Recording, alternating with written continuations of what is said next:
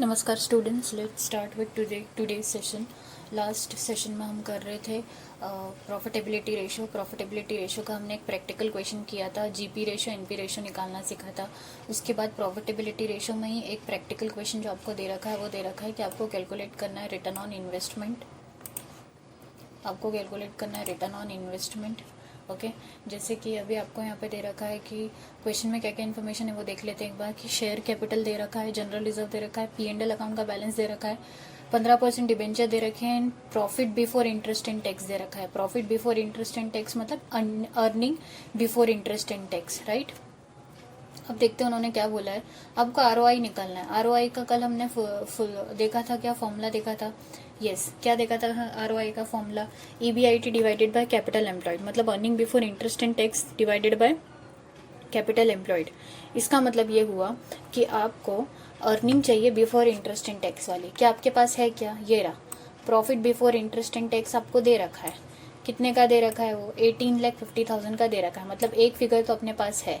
दूसरा अपने को क्या चाहिए? कैपिटल एम्प्लॉयड कल हमने देखा था क्या क्या होता है।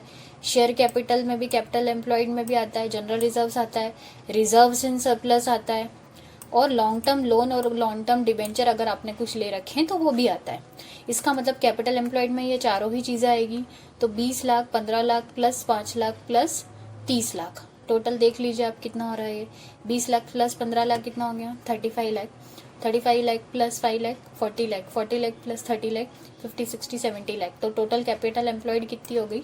70 lakh. It's very simple question. आपको पता होना चाहिए बस कि कैपिटल एम्प्लॉयड मतलब रिटर्न ऑन इन्वेस्टमेंट, मतलब जितना इन्वेस्ट किया उसके ऊपर रिटर्न।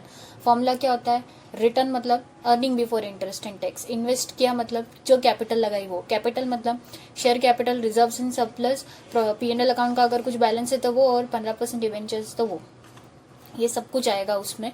और ये आ गया आपका रिटर्न ऑन इन्वेस्टमेंट का परसेंटेज, मतलब जितना भी आप इन्वेस्ट कर रहे हो उसके ऊपर 26.43% का आपको क्या मिलता है? क्या मिल रहा है? रिटर्न मिल रहा है। Okay, got it, fine. चलिए नेक्स्ट क्वेश्चन देखते हैं।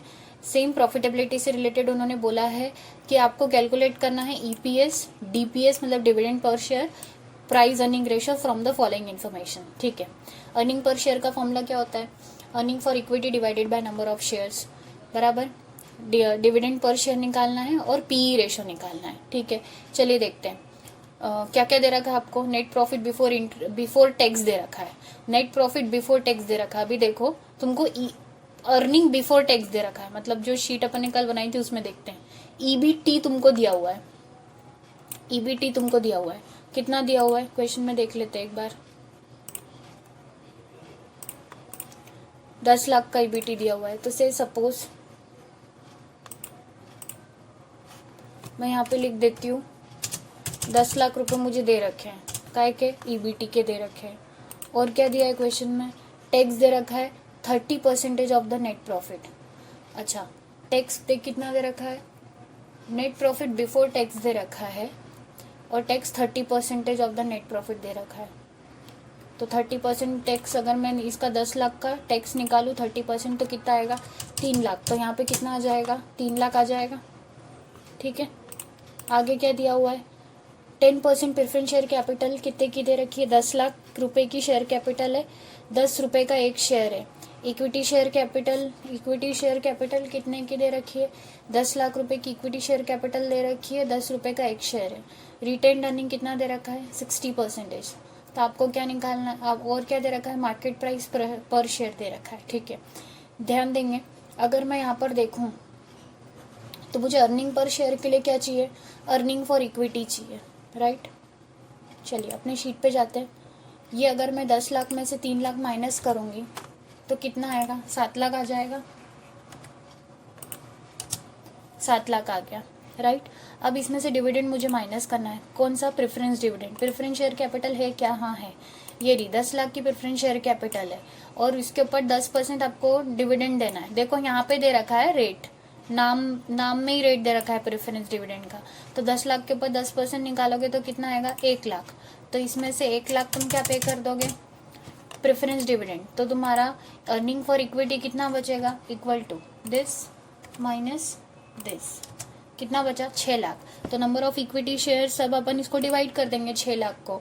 तो नंबर ऑफ इक्विटी शेयर्स कितने दे रखे देखते। इक्विटी शेयर्स देखो 10 लाख रुपए की कैपिटल है, 10 रुपए का एक शेयर है, मतलब नंबर ऑफ इक्विटी शेयर कितने हो गए 1 लाख। तो यहाँ पे अगर मैं नंबर ऑफ इक्विटी शेयर्स में जाऊं तो यहाँ पे मैं कितना लिखूंगी 1 लाख, राइट। और अब इसके लिए मुझे क्या करना है 6 लाख डिवाइडेड बाय 1 लाख करना है। तो 6 रुपए का मेरा क्या आ रहा है अर्निंग पर शेयर आ रहा है। देखो ईपीएस आ रहा है 6 रुपीज पर शेयर, ठीक। नेक्स्ट उन्होंने क्या बोला है डिविडेंड पर शेयर निकालने बोला है। तो देखो earning for equity share holder अपना आ रहा था ना 6 लाख रुपए, ये आ रहा था earning for equity share 6 lakh रुपए। तो earning for equity share 6 lakh रुपए आ रहा था, माइनस क्या करना है इसमें से अपने को रिटेन्ड अर्निंग। रिटेन्ड अर्निंग कितनी रखनी है 60% रिटेन्ड अर्निंग रखनी है। तो 6 लाख में से तुम 60% रिटेन्ड अर्निंग रख लोगे। तो 6 लाख का 60% कितना होता है देख लो एक बार, यहाँ पे हम लोग कल कर लेते हैं। इक्वल टू 6 लाख का कितना निकालना है आपको इंटू 60%। 3,60,000 आ रहा है। देखो 3,60,000 रुपये आ रहा है, ठीक। तो ये तुम्हारी क्या आ गया, ये तुम्हारा रिटेन्ड अर्निंग, मतलब वो अर्निंग जो तुम डिस्ट्रीब्यूट नहीं कर रहे हो, डिवाइडेड बाय अब जो डिस्ट्रीब्यूट कर रहे हो वो कितनी है 6 लाख में से बांटोगे कितना। ये तो तुम रिटेन करके रख रहे हो 3,60,000, तो ये बांटने वाले नहीं हो। तो कितना बांटने वाले हो 2,40,000 मतलब बांटने वाले हो। जो डिस्ट्रीब्यूट होने वाली अर्निंग उसको तुम क्या बोलोगे डिविडेंड। अब डिविडेंड पर शेयर निकालना है तो क्या करोगे total dividend divided by number of shares. तो नंबर ऑफ शेयर्स कितने 1 लाख है, तो 2,40,000 डिवाइडेड बाय 1 लाख। तो देखो 2.40 पर शेयर क्या आ जाएगा तुम्हारा डिविडेंड पर शेयर। नेक्स्ट क्या बोला है पी रेशो। पी रेशो मतलब price earning ratio. Price earning ratio में क्या करना रहता है मार्केट प्राइस पर share divided by earning per share. ये हम फॉर्मूला कल समझ चुके थे लास्ट सेशन में। तो मार्केट प्राइस दे रखी है क्या, हाँ दे रखी है 30 रुपए। ईपीएस निकाला है कि अपन ने 6 रुपए निकाला है, तो 30 डिवाइडेड बाय 6 तो 5 तुम्हारा क्या आ रहा है पी रेशो आ रहा है। अब एक चीज ध्यान देना यहाँ पर, ये जो रुपीज है ना ये गलत है, यहाँ पर इस रुपीज को कट कर लेना। ये जो 5 आ रहा है ना ये टाइम्स में आ रहा है, ये काय में आ रहा है टाइम्स में। इसको प्लीज टाइम्स में कर लेना। इसकी जो यूनिट है वो टाइम्स है, ठीक है। आप लोग प्लीज इसको करेक्ट कर लेना, वो टाइम्स कर लेना, 5 रुपीज नहीं है। मतलब कहने का मतलब ये है कि जो मार्केट प्राइस है शेयर की वो अर्निंग की कितनी है 5 गुना है। मतलब देखो 6 into 5 करोगे तो क्या आ जाएगा 30। मतलब जो मार्केट प्राइस है वो अर्निंग का कितना है 5 टाइम्स है। ओके चलिए ये क्वेश्चन हो गया अपने प्रॉफिटेबिलिटी रेशो के। नेक्स्ट हम देखते हैं एक्टिविटी रेशो। सेम पेज पर एक्टिविटी रेशो या फिर टर्नओवर रेशो।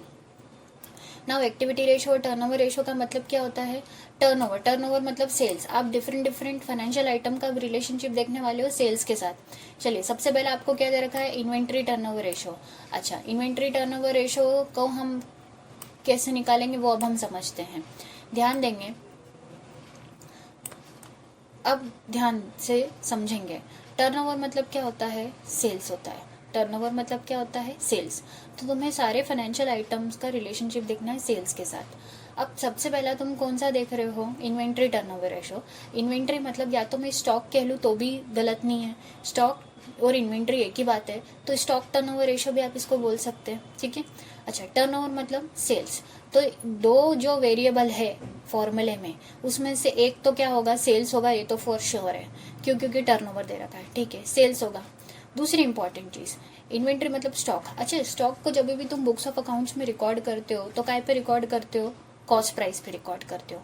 सेल प्राइस पे रिकॉर्ड करते हो क्या, नहीं, क्योंकि वो तो माल अभी तक बिका ही नहीं है, तो तुम उसको काय पे रिकॉर्ड करते हो कॉस्ट प्राइस पे। अच्छा मतलब वेरिएबल्स जिनका तुमको रिलेशनशिप देखना है उसमें से जो स्टॉक है वो हमेशा काय पे रहेगा कॉस्ट प्राइस पे रहेगा।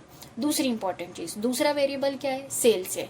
अब सेल्स है तो बट ऑब्वियस सी बात है वो कौन सी प्राइस पे रहेगी, हम कौन सी बुक्स में उसको कैसे रिकॉर्ड करते हैं सेल है तो सेल प्राइस पे ही रिकॉर्ड करेंगे ना।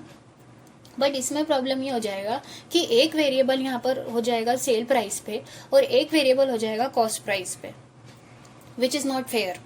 अगर दोनों वेरिएबल, जैसे मैंने आपको पहले भी बेसिक लेक्चर्स में भी आपको समझाया था कि अगर दो वेरिएबल है तो दोनों ही वेरिएबल की जो यूनिट है वो सेम होनी चाहिए, ठीक है। अगर टाइम्स है तो टाइम्स, परसेंटेज है तो परसेंटेज, जैसे मीटर से तो मीटर, सेंटीमीटर से तो सेंटीमीटर। आप 1 सेंटीमीटर और 1 को इंच में नहीं रख सकते, सपोज फॉर एग्जाम्पल, ठीक है। तो यहाँ पर भी दो वेरिएबल है, और अगर एक का मैं बोलूँ कि एक कॉस्ट प्राइस पर है और एक सेल प्राइस पर है, तो क्या हम इन वेरिएबल का सही रिलेशनशिप मेजर कर पाएंगे क्या?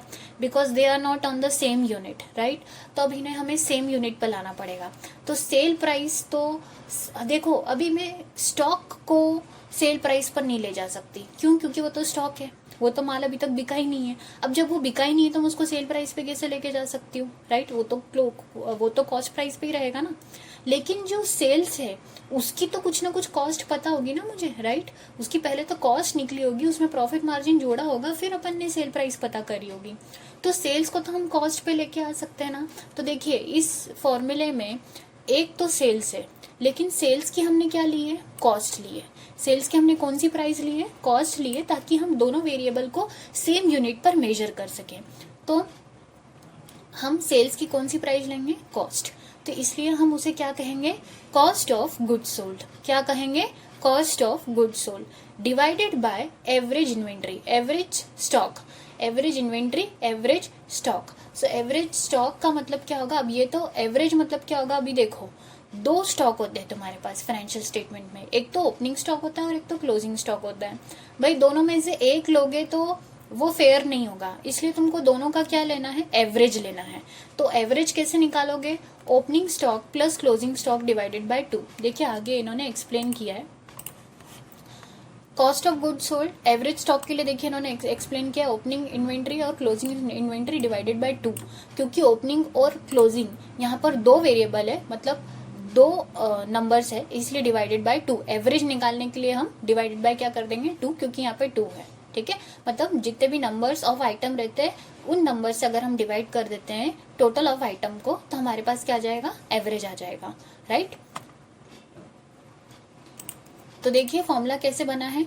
हम रिलेशनशिप मेजर कर रहे हैं सेल्स का और एवरेज स्टॉक का। तो सेल्स को हम लेके आ गए हैं cost per, that is cost of goods sold पर, और एवरेज स्टॉक के लिए हमने क्या किया? Opening stock and closing stock divided by 2, उन दोनों का क्या ले लिया है हमने? एवरेज ले लिया है, ठीक है।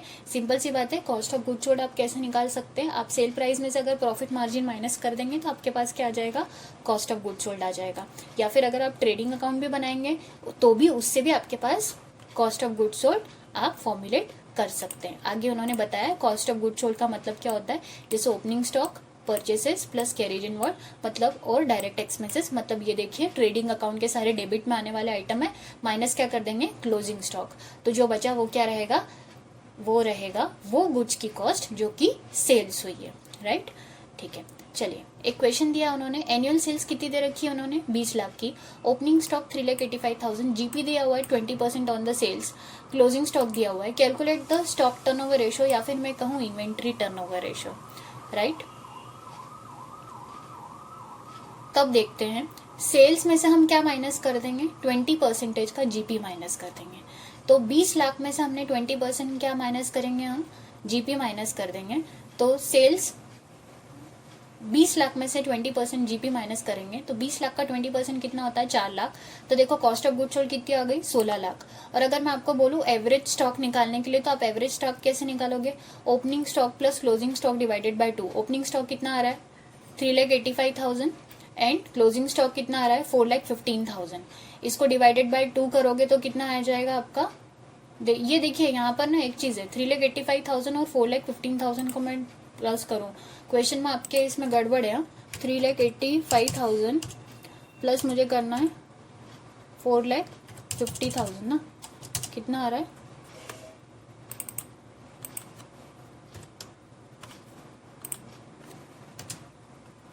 $8,35,000 और इसको मैं कर दूं डिवाइडेड बाय 2। एक मिनट, 3,85,000 एंड 4,15,000 है, सॉरी 3,85,000 इक्वल टू 3,85,000 प्लस 4,15,000 कितना आ रहा है 8 लाख। 8 लाख अगर आप करेंगे डिवाइडेड बाय 2 तो क्या आ जाएगा आपका 4 लाख आ जाएगा। तो देखिए आपका ये जो एवरेज स्टॉक आएगा वो कितना आएगा 4 लाख। यहाँ पे एक और जीरो लगा लीजिएगा, आपकी बुक में मिस्टेक है।